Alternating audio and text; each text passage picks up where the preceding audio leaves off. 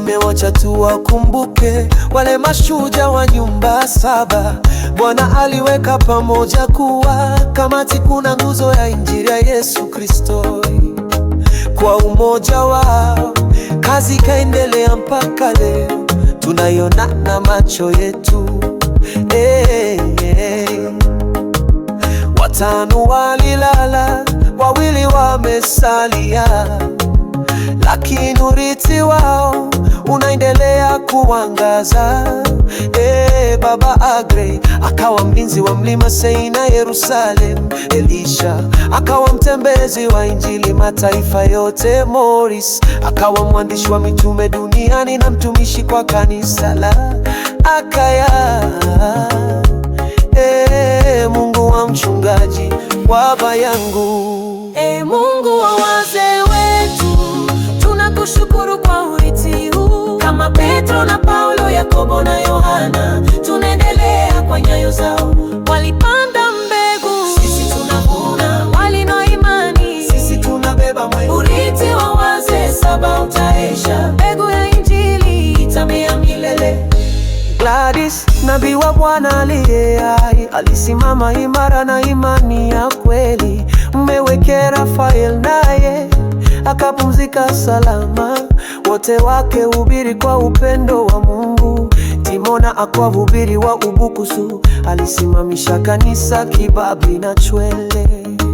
Atila mtumishi wa Buyangu na Atola Henry bado anafanya kazi ngote. Mungu wazee wetu, tunakushukuru kwa urithi huu. Kama Petro na Paulo, Yakobo na Yohana, tunaendelea kwa nyayo zao.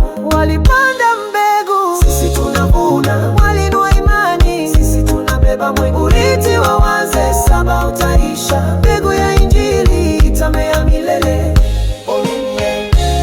Wakumbukeni wale waliohubiri neno la Mungu, mkaangalie matokeo ya mwenendo wao na mfuate imani yao.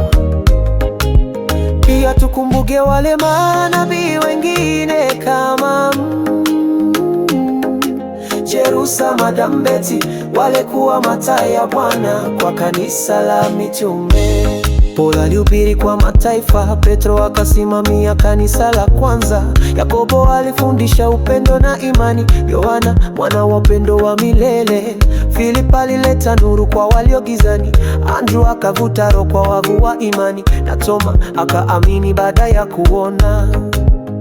Sasa nasi tunasema tunaendelea kama wazee saba wa Bwana walioanza safari ya nuru.